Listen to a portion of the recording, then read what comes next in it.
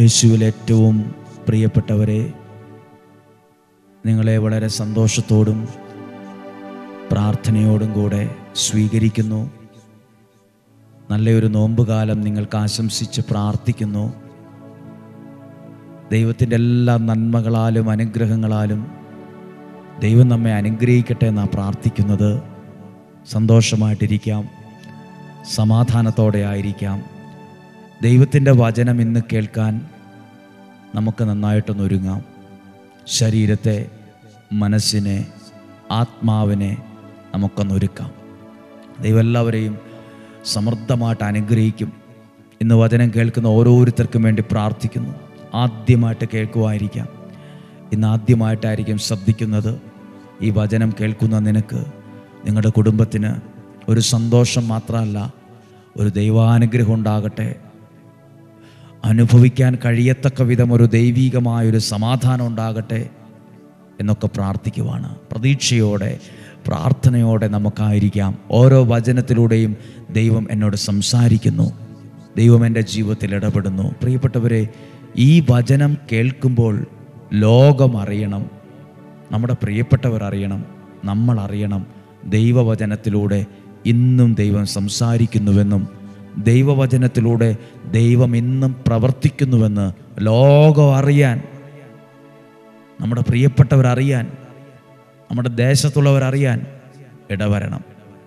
ദൈവവചനത്തിലൂടെ ദൈവം പ്രവർത്തിക്കുമെന്ന്, സംസാരിക്കുമെന്ന് ലോകം അറിയാൻ ഇടവരണം. ഹല്ലേലൂയ. ഇന്ന് കേൾക്കുന്നൊരു വചനം പ്രധാനപ്പെട്ടതാണ്. നിയോഗ പ്രാർത്ഥന എന്താണ്? അല്ലെങ്കിൽ ഡെയിലി ബ്ലെസ്സിങ്ങിൽ ആളുകൾ നിയോഗം എഴുതി വെച്ച് പ്രാർത്ഥിക്കുന്നില്ലേ? എഴുതി വെച്ച് പ്രാർത്ഥിക്കാറില്ലേ? എഴുതി വെച്ച് അത് കൃത്യമായിട്ട് നിങ്ങളോട് പറഞ്ഞു തരാം. നിയോഗ പ്രാർത്ഥന എന്താണ്? ഡെയിലി ബ്ലെസ്സിങ്ങിലൂടെ പ്രാർത്ഥിക്കുന്ന പ്രാർത്ഥനയുടെ അടിസ്ഥാനം എന്താണ് എന്ന് ദൈവവചനത്തിലൂടെ പറയാം. എസെക്കിയേൽ പ്രവാചകന്റെ പുസ്തകം 37-ാം അധ്യായം 15-ാമത്തെ വാക്യം, 15 മുതലുള്ള വാക്യമാണ്. ഹെഡിങ് കണ്ടാൽ നമ്മൾ അത്ര ശ്രദ്ധിക്കത്തില്ല. 2 വടികൾ, 2 കമ്പുകൾ. ഞാൻ ഒരു ദിവസം അത് പ്രസംഗിച്ചിവിടെ. പക്ഷേ ഡെയിലി ബ്ലെസ്സിങ്ങിൽ ആദ്യമായിട്ടാണ് ഈ വചനം എടുക്കുന്നത്. ഒന്ന് ശ്രദ്ധിച്ചു കേൾക്കാം. 15-ാമത്തെ വാക്യം, കർത്താവ് എന്നോട് അരുളി ചെയ്തു. ആരോട്? എസെക്കിയേലിനോട് അരുളി ചെയ്തു, മനുഷ്യപുത്ര, ഒരു വടിയെടുത്ത് അതിൽ യൂദായ്ക്കും അവനോട് ബന്ധപ്പെട്ട ഇസ്രായേൽ സന്തതികൾക്കും എന്ന് എഴുതുക. എന്താ വായിച്ച് വചനം ഓർക്കുന്നോ? എഴുതുക. പേപ്പറിലല്ല, ഒരു കമ്പൽ എഴുതുക. വേറൊരു വടിയെടുത്ത് അതിൽ എഫ്രായിമിൻ്റെ വടിയായ ജോസഫിനും അവനോട് ബന്ധപ്പെട്ട ഇസ്രായേൽ ഭവനം മുഴുവനും എന്നെഴുതുക. ഒന്നായി തീരത്തക്ക വിധം അവ നിന്റെ കയ്യിൽ ചേർത്ത് പിടിക്കുക. എസെക്കിയേലിനോട് ദൈവം പറയുക, 2 കമ്പെടുക്കുക, 2 വടിയെടുക്കുക, അതിൽ ഇന്ന പോലെ എഴുതുക. അത് ഒരു അടുത്തടുത്ത് പിടിച്ച്, ചേർത്ത് പിടിച്ച് പ്രാർത്ഥിക്കുക. അതാണ് നിയോഗം എഴുതി വെച്ച് പ്രാർത്ഥിക്കുക എന്നൊക്കെ പറയുന്നത്. നമ്മുടെ പ്രാർത്ഥനാ വിഷയം എഴുതി വെച്ച് പ്രാർത്ഥിക്കാൻ പറയും. ഇങ്ങനെ എഴുതി വെച്ച് പ്രാർത്ഥിക്കുമ്പോൾ ദൈവം ആ പ്രാർത്ഥനയെ എങ്ങനെയാണ് കാണുന്നത്? ദൈവം ആ പ്രാർത്ഥനയെ വിലയുള്ള പ്രാർത്ഥനയായിട്ട് കാണുമോ? നമ്മളങ്ങനെ വചനം കേട്ട് പ്രാർത്ഥിക്കുന്ന നമ്മുടെ പ്രാർത്ഥനയെ ദൈവം നിസ്സാരമായിട്ടേ കാണുള്ളൂ? നോ, ഒരിക്കലുമല്ല. എസെക്കിയേൽ പ്രവാചകന്റെ പുസ്തകം 37-ാം അധ്യായം 26 മുതലുള്ള വാക്യം വായിക്ക്. എഴുതി വെച്ച് പ്രാർത്ഥിച്ചപ്പോൾ ദൈവം ചെയ്ത കാര്യങ്ങൾ, ദൈവം എങ്ങനെ അതിനെ കണ്ടത്? സമാധാനത്തിൻ്റെ ഒരു ഉടമ്പടി അവരുമായി ഞാൻ ഉണ്ടാക്കും. നിയോഗത്തിൻ്റെ മേൽ ദൈവം എഴുതി വച്ച പ്രാർത്ഥനാ വിഷയത്തിൻ്റെ മേൽ ദൈവം പ്രവർത്തിക്കുന്നതാണ് കാണുന്നത്. ഉണ്ടാക്കും. അത് നിത്യമായ ഉടമ്പടിയായിരിക്കും. അവരെ ഞാൻ അനുഗ്രഹിക്കുകയും വർദ്ധിപ്പിക്കുകയും ചെയ്യും. എഴുതി വച്ച് പ്രാർത്ഥിച്ച വിഷയത്തിൻ്റെ മേൽ ദൈവം ചെയ്ത കാര്യം, ദൈവം ചെയ്യാൻ പോകുന്ന കാര്യം വ്യക്തമായി ദൈവവചനത്തിനകത്ത് എഴുതിയിരിക്കുക, വേദപുസ്തകത്തിനകത്ത് എഴുതിയിരിക്കുക. ആ വിഷയത്തെ ഞാൻ സഹായിക്കും, അവരെ ഞാൻ അനുഗ്രഹിച്ച് വർദ്ധിപ്പിക്കും. അവരുടെ മധ്യേ എൻ്റെ ആലയം ഞാൻ എന്നേക്കുമായി സ്ഥാപിക്കും. എൻ്റെ വാസസ്ഥലം അവരുടെ മധ്യേ ആയിരിക്കും. ഡെയിലി ബ്ലെസ്സിങ്ങിൽ അല്ലെങ്കിൽ നിയോഗ പ്രാർത്ഥനയിൽ വചനം കേൾക്കുന്നവരുടെ മധ്യേ ദൈവം വസിക്കാൻ തുടങ്ങുന്ന, എൻ്റെ വാസം അവരുടെ മധ്യേ ആയിരിക്കും. ഞാൻ അവരുടെ ദൈവവും അവർ എൻ്റെ ജനവുമായിരിക്കും. എൻ്റെ ആലയം അവരുടെ മധ്യേ നിത്യമായി സ്ഥിതി ചെയ്യുമ്പോൾ ഇസ്രായേലിനെ വിശുദ്ധീകരിക്കുന്ന കർത്താവ് ഞാനാണെന്ന് ജനതകൾ അറിയും. എന്തെല്ലാം ബ്ലെസ്സിങ്ങുകളാണ്, അനുഗ്രഹമാണ് അതിനകത്ത് തന്നിരിക്കുന്നത്. സമാധാനം ഉണ്ടാകും, ദൈവം വസിക്കും, വർദ്ധിപ്പിക്കും, അനുഗ്രഹിക്കും, ഉടമ്പടി ഉണ്ടാക്കും. എഴുതി വെച്ച് പ്രാർത്ഥിക്കുന്ന പ്രാർത്ഥനയുടെ വിലയും അർത്ഥവും അറിയണം. ഡെയിലി ബ്ലെസ്സിങ്ങിൽ വചനം കേൾക്കുമ്പോൾ ദൈവം ആ കുടുംബത്തോടൊത്ത് വസിക്കാൻ തുടങ്ങുക, ആ വ്യക്തിയോടൊപ്പം ദൈവം വസിക്കാൻ തുടങ്ങുവാണ്. ഹല്ലേലൂയ. പ്രിയപ്പെട്ടവരെ, നമ്മൾ ചിന്തിക്കും രാവിലെ എഴുന്നേറ്റ് ഡെയിലി ബ്ലെസ്സിങ് കാണുന്നത്, അല്ലെ നിയോഗ പ്രാർത്ഥന ഇങ്ങനെ കൂടുന്നത്, ഇതൊക്കെ ഇത്രേ ഉള്ളൂ, ഒരു സമാധാനം, ചെറിയൊരു ആശ്വാസം കിട്ടും. അല്ല, ദൈവം നമ്മുടെ ജീവിതത്തിൽ ചെയ്യുന്ന കാര്യമാണ്. 37-ാം അധ്യായം 26, 27 വാക്യത്തിൽ എഴുതിയിരിക്കുന്നത് ഒന്ന് വായിച്ചു നോക്കാമോ? സമയമുള്ളതൊന്ന് വായിച്ചു നോക്ക്. ഈ 37-ാം അധ്യായത്തിൻ്റെ 15-16 വാക്യങ്ങൾ വായിച്ചു നോക്ക്. നമ്മൾ പേപ്പറിൽ എഴുതി വയ്ക്കാറില്ലേ, ഈ ആലയം നിയോഗ പ്രാർത്ഥനയുടെ ഒരു ആലയമാണ്. ആയിരക്കണക്കിന് ലക്ഷക്കണക്കിന് ആളുകളുടെ നിയോഗത്തിന് വേണ്ടി പ്രാർത്ഥിക്കുന്ന ഒരു ആലയമാണ്. ഞാൻ ഓർക്കുവാണ്, കഴിഞ്ഞ ഓരോ വെള്ളിയാഴ്ചകളിലും നിയോഗം വെച്ച് പ്രാർത്ഥിച്ചിട്ട് 10-40 പേരാണ് സാക്ഷ്യം പറയാൻ വേണ്ടി വരുന്നത്. 10-40 പേർ ഓരോ ആഴ്ചയിലും. എല്ലാവരെ കൊണ്ടും സാക്ഷ്യം പറയിപ്പിക്കാൻ പോലും പറ്റുന്നില്ല. എഴുതി തരുന്ന സാക്ഷ്യങ്ങൾ വേറെ, അതൊന്നും വായിക്കാൻ പോലും ആ സമയം അനുവദിക്കുന്നില്ല. എന്ന് പറഞ്ഞാൽ അത് ഞങ്ങൾ ആരെങ്കിലും ചെയ്യുന്ന പ്രവൃത്തിയാന്ന് പറയാനല്ല, ദൈവവചനത്തിലൂടെ ദൈവം സംസാരിക്കുന്നത്, ദൈവവചനത്തിലൂടെ ദൈവം പ്രവർത്തിക്കുന്ന പ്രവൃത്തികളാ സാക്ഷ്യം. മനുഷ്യൻ പ്രവർത്തിച്ച കാര്യമല്ല.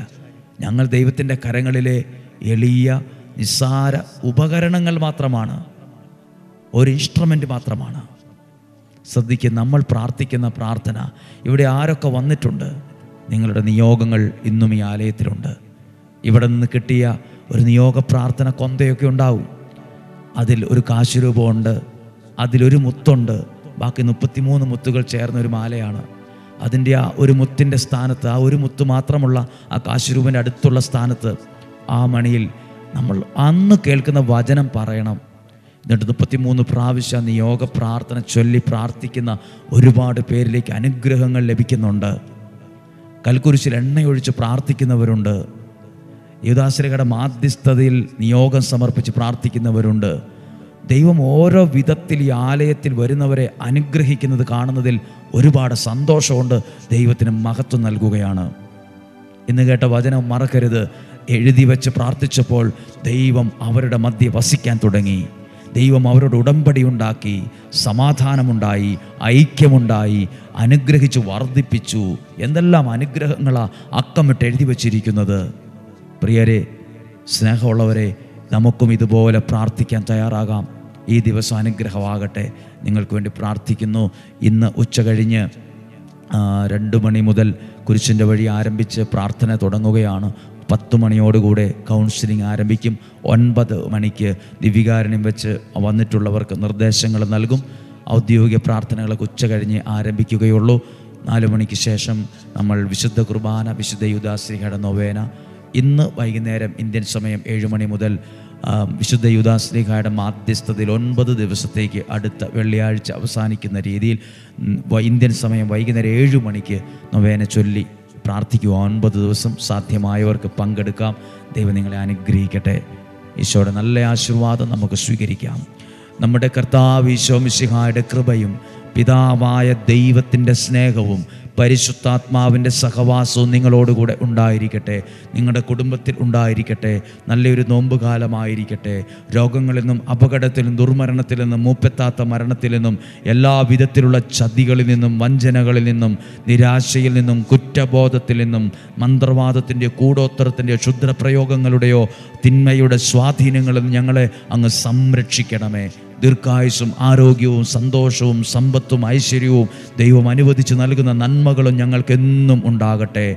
ദീർഘായുസ്സും ആരോഗ്യവും ദൈവം തരട്ടെ. സന്തോഷവും സമാധാനവും നിലനിൽക്കുന്ന ഐശ്വര്യവും ഞങ്ങൾക്ക് നൽകണമേ. ഞങ്ങളുടെ വീടിനെ അനുഗ്രഹിക്കണമേ. വീട്ടിലുള്ളവരെ അനുഗ്രഹിക്കണമേ. തലമുറകളെ അനുഗ്രഹിക്കണമേ. മുമ്പോട്ടുള്ള വഴികൾ വെളിച്ചമുള്ളതാക്കി മാറ്റണമേ. ഒരു വഴിയിലും തട്ടി വീഴാതെ കാത്തുകൊള്ളണമേ. ദൈവാനുഗ്രഹം ഉണ്ടാകട്ടെ. ശിരസ് മുതൽ പാദം വരെ ദൈവത്തിൻ്റെ സംരക്ഷണവും അനുഗ്രഹവും കടാക്ഷവും കൂടെ ഉണ്ടായിരിക്കട്ടെ. ഈ വചനം കേൾക്കുന്നവരെ അനുഗ്രഹിക്കണമേ. ഈ വചനം അയച്ചു കൊടുത്തവരെ അനുഗ്രഹിക്കണമേ. ഈ വചനം കേൾക്കുന്നവരെ അങ്ങ് അനുഗ്രഹിക്കണമേ. ഈശോയുടെ നാമത്തിൽ അനുഗ്രഹിച്ച് പ്രാർത്ഥിക്കുന്നു, ഇപ്പോഴും എപ്പോഴും എന്നേക്കും.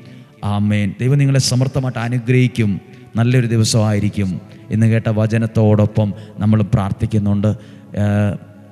ഈ ക്ലാസ്സിന് ശേഷം നിങ്ങൾക്ക് ഏതെങ്കിലും ഭാഗത്തുനിന്ന് വെള്ളിയാഴ്ചയൊക്കെ വരാൻ ആഗ്രഹമുണ്ടെങ്കിൽ അവരുടെ ഡീറ്റെയിൽ ആയിട്ടുള്ള ചില വിവരങ്ങൾ കൊടുത്തിട്ടുണ്ട്. ഞങ്ങളതൊരു അറിയിപ്പായിട്ട് മാത്രമാണ് നിങ്ങൾക്കത് നൽകുന്നത്. അത് ആർക്കെങ്കിലുമൊക്കെ സഹായകമാകുന്നെങ്കിൽ ആകട്ടെ എന്ന് മാത്രം ഞങ്ങൾ കരുതുന്നു. ദൈവം നിങ്ങളെ സഹായിക്കട്ടെ. ആമേൻ.